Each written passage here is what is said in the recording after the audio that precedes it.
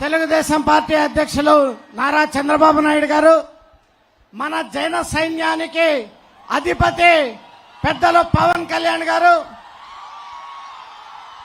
ఇక్కడికి విచ్చేసినటువంటి అశేష ప్రజానికానికి మొట్టమొదటిగా నా హృదయపూర్వక నమస్కారం. మీ అందరికీ తెలుసు, నేను వైసీపీ నుంచి వీడి జనసేనలో చేరాను. నన్ను ఒక 3 నెలల క్రిందట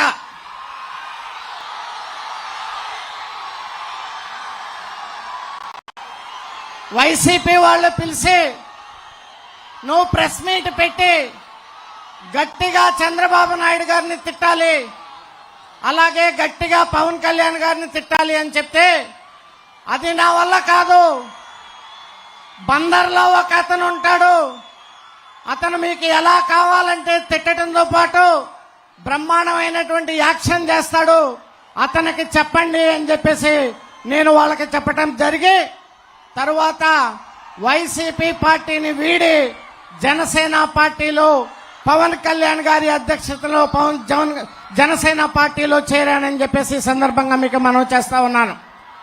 మీ అందరికీ తెలుసు, ఇక్కడ ఒక ఎమ్మెల్యే గారు ఉంటాడు.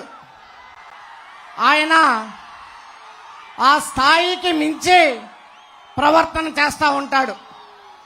మాట్లాడితే 2 చెప్పులు చూసి చూపిస్తూ ఉంటాడు, అందరికీ 2 చెప్పులు తీసి చూపిస్తూ ఉంటాడు. నేను చెప్పాను పవన్ కళ్యాణ్ గారికి, సార్ మీరు ఎక్కడ పడితే అక్కడ చెప్పులు వదలొద్దు, మీరు అనకాపల్లిలో వదిలినటువంటి చెప్పులు బందర్లో ఉన్నాయని చెప్పేసి నేను చెప్పాను. అవునా కదా? అప్పటి నుంచి ఆయన చెప్పులు కూడా జాగ్రత్తగా మరి ఉంచుకుంటున్నారనేటువంటి విషయాన్ని కూడా ఈ సందర్భంగా నేను చెప్తా ఉన్నాను. ఈయన స్థాయికి, ఈయన మాటలు, ఈయన ఎటకారం, ప్యాకేజ్ ఇస్తారు అంటాడు. ఈయనేమో సత్యచంద్రుడు గారి పెదనాన్న కొడుకు, మీ అందరికీ తెలుసు. గురుగింజ కింద నలుపు ఎరగదంట, అట్లా ఉంటది ఈయన ప్రవర్తన అని చెప్పేసి ఈ సందర్భంగా మీ అందరికీ మనం చేస్తా ఉన్నాను. మరి ఆ పోర్టుకి వెళ్ళి ఫోటోలు దిగి వీడియోలు పెట్టి నేను పోర్టును తెచ్చానని చెప్పుకుంటుంటాడు. కష్టపడి ఎన్విరాన్మెంటల్ క్లియరెన్స్ తెచ్చి పవర్ ఫైనాన్స్ ద్వారా 4,000 కోట్ల రూపాయలు మరి ఒక పార్లమెంటు సభ్యుడిగా నేను ఎంతో కృషి చేశాననేటువంటి విషయాన్ని సందర్భంగా మీకు మనవి చేస్తాను.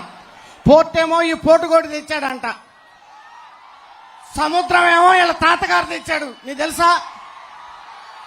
అట్లా ఉంటాయి ఈ పేర్నాని మాటలు ఇక్కడ అనేటువంటి సందర్భంగా మీకు మనవి చేస్తా ఉన్నాను. మరి ఈ పార్టీ నా బీసీ అని చెప్పుకునేటువంటి పార్టీ అన్యాయంగా, అక్రమంగా కొల్లి రవీంద్ర గారి మీద మర్డర్ కేసు బనాయించారు. అన్యాయంగా ఆయన 60 రోజుల పాటు జైల్లో ఉండొచ్చాడు. రవీంద్ర గారిని చూస్తే ఎవరికైనా ఆయన మర్డర్ చేశాడని చెప్పి ఆయన మొహం చూస్తే చెప్తారా ఎవరైనా? మరి అటువంటి వ్యక్తిని అన్యాయంగా కేసు పెట్టాడు ఈ స్థానిక శాసనసభ్యుడు. నేను అడుగుతున్నా, బీసీలు నా బీసీలు అని చెప్పేటువంటి ఈ జగన్మోహన్ రెడ్డి గారు మొన్న రేపల్లో అమర్నాథ్ గౌడ్ అనేటువంటి ఒక బీసీ వ్యక్తిని మరి చెరుకు తోటలో తీసుకుపోయి కాల్చి చంపితే దాని మీద నువ్వు ఏం యాక్షన్ తీసుకున్నావు అని చెప్పేసి ఈ సందర్భంగా నేను అడుగుతా ఉన్నాను. మొన్న పవన్ కళ్యాణ్ గారు తెనాలిలో బ్రహ్మాండంగా దాని గురించి చెప్పారు. ఇందాక చంద్రబాబు నాయుడు గారు చెప్పారు, మీకు బీసీల మీద ప్రేమ ఉంటే బీసీల మీద ఆ రకమైనటువంటి హత్యలు ఎందుకు చేస్తున్నారు అనేటువంటి విషయాన్ని కూడా ఈ సందర్భంగా నేను అడుగుతా ఉన్నాను. ఇక్కడ ఈరోజు పోర్టు బ్రహ్మాండంగా వస్తా ఉంది. నేను చంద్రబాబు నాయుడు గారిని అడుగుతా ఉన్నాను, అలాగే పవన్ కళ్యాణ్ గారికి చెప్తా ఉన్నాను, ఒక 3,000 ఎకరాలు ల్యాండ్ ఉంది, సాల్ట్ ల్యాండ్, దాన్ని ఇండస్ట్రియల్ హబ్ గా మార్చి యాన్సిలరీ యూనిట్లు తీసుకొచ్చి ఇక్కడ వేలాది మందికి ఉద్యోగాలు ఇచ్చేటువంటి అవకాశం ఉంది, దాని మీద దృష్టి సాధించాలి అని చెప్పేసి కూడా నేను ఇద్దరిని కోరుతా ఉన్నాను. అదే రకంగా ఇక్కడ మచిలీపట్నం నుంచి రేపల్లెకి కూడా ఒక రైలు మార్గం కావాలి.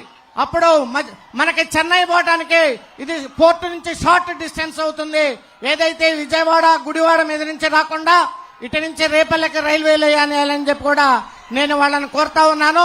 ఒకసారి కూటమి వచ్చిన తర్వాత ఇటువంటి అభివృద్ధి కార్యక్రమాలు ఎన్నో చేసుకోవడానికి ఆస్కారం ఉందని చెప్పేసి ఈ సందర్భంగా మీకు మనవి చేసుకుంటూ, డాక్టర్ భోగరాజు పట్టాభి సీతారామయ్య అంటే ఆంధ్ర బ్యాంక్ కి వ్యవస్థాపకులు. ఇక్కడ ఆయన్నే పేరు మీద 40 కోట్ల రూపాయలు తీసుకొచ్చి మేము ఒక కమ్యూనిటీ హాల్ కడదామంటే ఈ దుర్మార్గుడు ఎదుర్కొన్నటువంటి ఆపినటువంటి మాట వాస్తవం కాదా అని చెప్పేసి నేను అడుగుతా ఉన్నాను.